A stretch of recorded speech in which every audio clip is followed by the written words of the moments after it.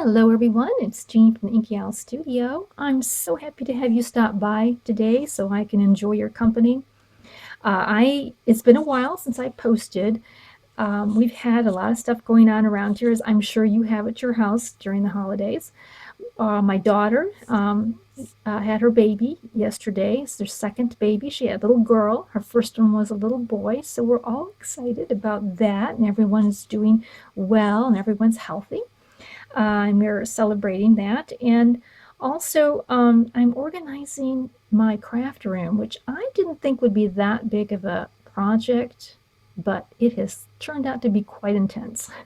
So maybe I will show you my progress or show you my results or something next month. You know, I'm still trying to get it together, but aren't we all? Um, but anyways, I've been busy with all those things too. So anyways, here is the Little Women's Journal that I started and worked in. And I did promise that I would show you how I'm going to put the signatures into the hard cover that we made a week or so ago. And this is the hard cover here, and I will link down below a link to show you a tutorial on how to put together a hardback journal cover. And this is what we'll be using. And I'm going to, this is going to be a hidden spine, and which means that you're not going to see the stitching on this side here. Yeah, so let's get started with that. So the first thing I did was I made my spine. Now you need something like a chipboard, or if you took like cereal boxes and glued like maybe three pieces together, that might be nice and thick. This is in the back of a writing pad, or not a writing pad, but a scrapbook paper pad that I got a long time ago. So sometimes you can find hard pieces of cardboard like that. But anyways, that's what this is from. But something that's pretty stiff. And you'll need a piece of cloth that gives you at least 2 inches, excuse me, at least a ½ inch on each side, maybe even 3/4 of an inch. And I think this ended up being 3 inches wide in the end. But yeah, a piece of cloth that gives you some good wings here on each side. And some graph paper, just ordinary graph paper. You get from a pad or however you want to get that. And you don't have, I don't always use graph paper, but I think when you're starting out, graph paper might be your friend for a while until you get more comfortable. So that's how I'm going to show you today. So the first thing we're going to do is we're going to glue our spine, our hardback spine here onto our cloth, making sure, you got about an even amount on each side. Now I'm not going to actually glue this because I'm not sure if I'm going to be using this or not. So I am going to just clip it on, but we will pretend that this has been glued. Then I'm going to cut the graph paper out to match my spine back here. So it matches it, in width and height here. Everything is all matched out. I am going to figure out how to evenly space my signatures. Now I tried to use a pen. I'm not sure how well it stands out, but I'm spacing them as so. Now I will give you one tip, and that is working with an odd number of signatures is much easier than an even number. And for some reason I just needed to do 4 because there were 4 girls in the Little Women book. I don't know. I could have just done 5. It would have saved me a little bit more stress, I think. But essentially, you'll find the middle, and you can count your squares and find the middle area, and then you're just going to have to do a little math and work out an even space. So I ended up with 1/4 of an inch between each signatures, except for on the ends, there's like 1/8 of an inch. This is how I ended up doing mine. I guess it doesn't really matter, but the boxes just kind of help you keep count of it and give you a good visual of how to space them. If I'd had 5, it just would have been so much easier because this would have been the middle. I could then say, well, I'm going to put one here, and then the middle of that would be right about here, maybe. So maybe like 1.5 spaces between each of the signatures would have been good. 1.5, 1.5. You know, that would have been easier, but I ended up with a 4. And so I draw those lines down. Then I'm going to draw a cross lines, and the cross lines will be the junctions at which I'm going to put my holes at. I start with finding the middle of my graph paper, and I draw a line there in the middle. And then I start figuring out how far apart I want my holes to be. I usually go down, this is about a 1/2 inch, so it's about 2 boxes down for the first stitch.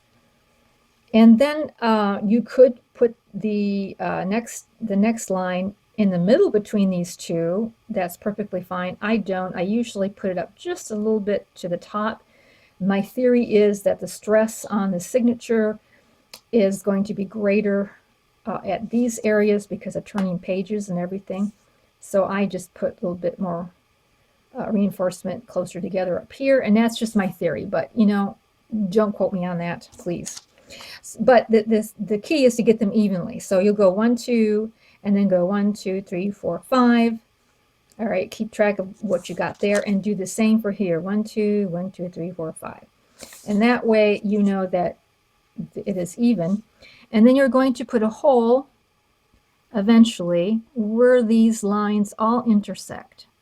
Now, by using the graph paper, it just makes it a little easier. You don't have to use a ruler to measure. Otherwise, you're going to have to use a ruler, draw your lines, measure it all out, which is fine. Sometimes I do that.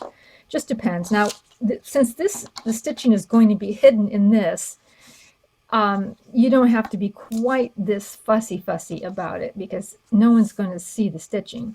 And in fact, a hidden spine is a nice first way to do is, if you're not familiar with signatures and you haven't done them, a hidden spine really is kind of a nice first step because you can relax, right? You don't have to be so uptight because everyone's going to see the other side. So that's just another tip for that. So once you've got these all drawn out the way you like it, then we're going to lay this right on top of our spine portion here, the hard part of our spine, the cardboard. We're just going to lay it up there, get it matched with it. Now you can clip it in. If you have like a temporary glue stick, like I think they sell them as glue sticks, it's like it doesn't permanently stick anything, you can put just a little bit on there and lay it on top, I'm thinking you can. Maybe not. Maybe with the cloth that might not work so well. I've never done that, but I was just the thought that just kind of came to me. But I am clipping these in. So once that is done, we're going to get our awl and we're going to put in holes. And I like to use an old book, and this is something I got this from an old Reader's Digest from the cover.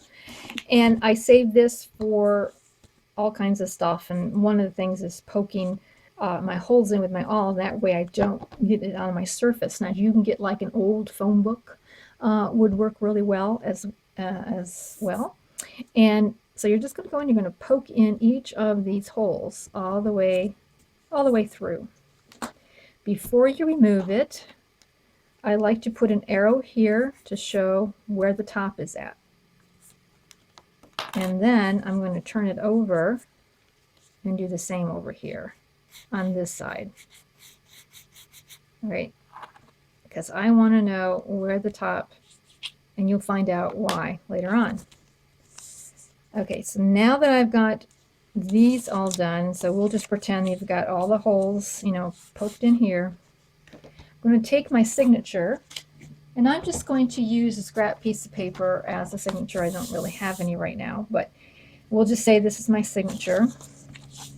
I want this signature to be here, right? And so I line up to knowing where what order do I want my signatures to be in, and I'm working from the left to the right but you can work from from the right to the left, whichever is easier to you. But I do want to line up where that's at. And then we will clip our line right down the middle of our signature. Okay, we'll clip that in there like so.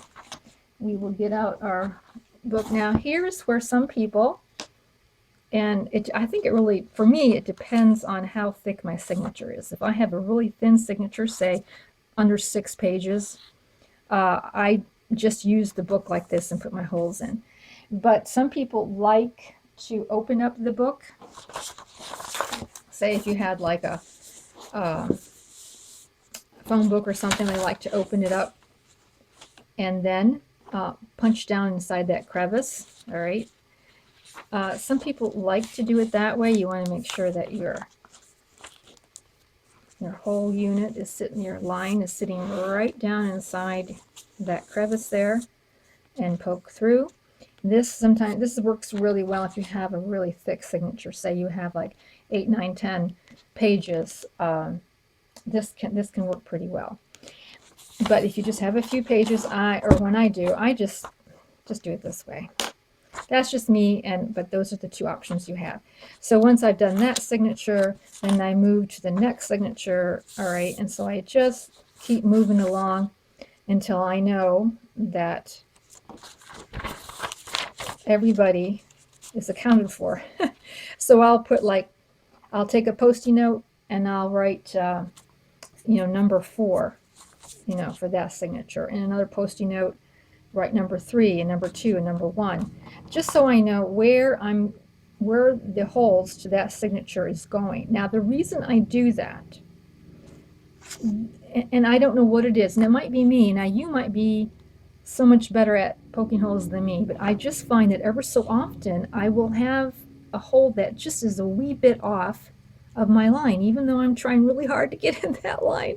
I'll find it just a little off, and then it's not a horrible thing, but it does make putting the signature in, especially if you have 5 holes, a little wonky to do. So I like to make sure that as I've punched all my holes into here, that they're going to match up. That's just what I do. Now that may not be necessary for you. And a lot of sewing in the signatures you're going to find what works for you.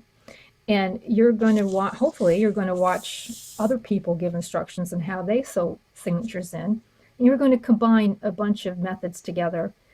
And as you do it and get more comfortable, you're going to find what works for you. And so I'm just showing you what has worked for me. Now I'm not actually, of course, going to sew these in. I'll link down below another video where I just did a few weeks ago where I sewed a signature in just to show you the method of how I put in a 5-hole pamphlet stitch. But I'm not going to do that here, and you can refer to that. I did want to give you another tip, and that is right before I sew the signatures in, I label them, first of all, the order in which they're going to go into the journal, and I put an arrow as to where the top is at, because sometimes you don't always know, especially if you have a design that just doesn't indicate either way. And this way, when you go to sew them in, they're all facing the right direction. So I just want to give a little tip about that. And it's also going to help you glue this into your journal cover when you know where the top's at. And, it doesn't matter with this one so much because the top looks the same as the other way. But that way you can get the signatures into your journal properly. And so with the hidden spine, we're going to glue this section here to this section, okay? And I'm going to start out with using Fabri-Tac. Now I like Fabri-Tac because it gives you a minute or 2 to wiggle around if you don't have it quite right. I'm just careful not to get too close to the edge because I don't want it leaking up there.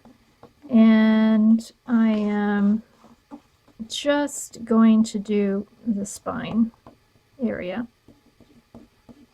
Now I can see where my spine ends and begins. I could really definitely have done it this way. Actually, this might be easier for a lot of people, just to get it done on the unit itself. That probably is better. Okay, I'll just come down here.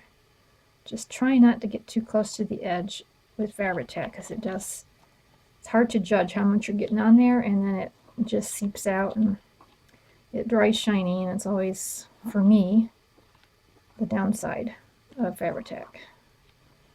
Okay. Okay. And now we're going to line up carefully. And I have to pull up the fabric a little bit so you can see the edge. And we're just going to put it down there. Oops, got that inside. Okay. Gotta come down a little bit. Gotta go over. I'm sorry, I'm out of camera. Alright.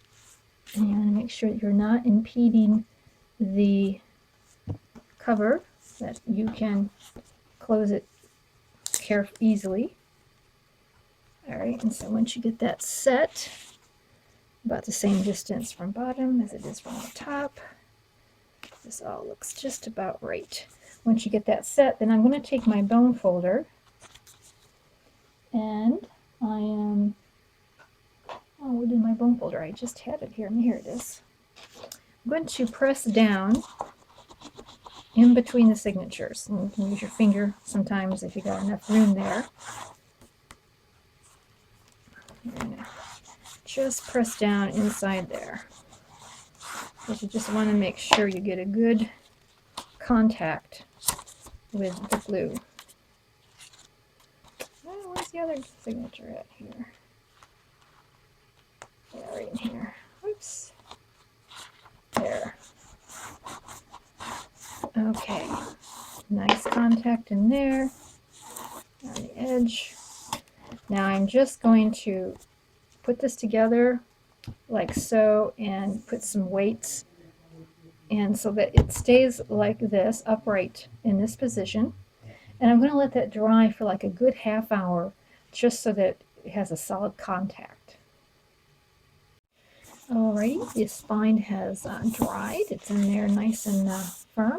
I did go ahead and do one side down, but I'll show you here how to glue down the cloth. Now, I am going to switch to glitter glue, and the reason being is that the Fabri-Tac, for me, sometimes, really comes through on the cloth, and my muslin is a little on the thin side. So I am going to use the glitter glue, because when it dries, it doesn't dry shiny, and it's okay if it comes out a little bit. I'm going to make sure I get glue right down inside that hinge area.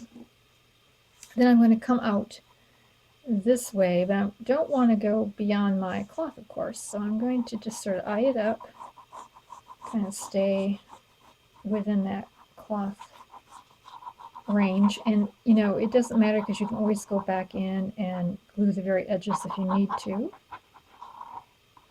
And so I'll lay that down there. I'm going to smooth it out a little bit with my finger. A little bit. Alrighty. I'm going to take my bone folder and I'm going to gently press down there and press this way with the cloth. Alright, so kind of gently get that glued down, and as I raise this up, as I raise that cover up a little bit, I'm going to keep on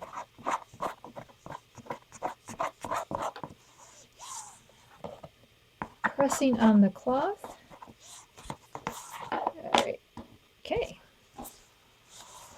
That looks really good there. And then once I get it done like that, I'm just going to let it rest and let it dry. And I'll probably leave this for a good 20 minutes so that that glue sets up nice. And then finish with the other side if you haven't done that side. So that is all nice and dried in there. If it missed a few spots, like maybe right here, you can just add your glue in just like that, just if you want to. And if somewhere on the edge, you can just go in little spots there and put the extra glue down if you need to do that. And so now the um, spine is all inside and ready to go. Now another thing I wanted to point out, I think I forgot to do this in the beginning, but I have allowed quite a bit of space between the signatures. And the reason I've done that is because I plan to put stuff in here, ephemera and things like that, and the recipient might put more stuff in there. So I wanted plenty of room between the signatures to allow for that. If you don't plan to put a lot into your journal, then you'll probably want to put them closer together than this. And you might even want to, if you look at the graph paper, you might even want to go just one square, just one of these squares for each signature. And if you do it that close, then you will need to have probably not more than about 6 pages for your signatures. If you get the closer they are, the less paper there should be, just so that it won't be too crowded.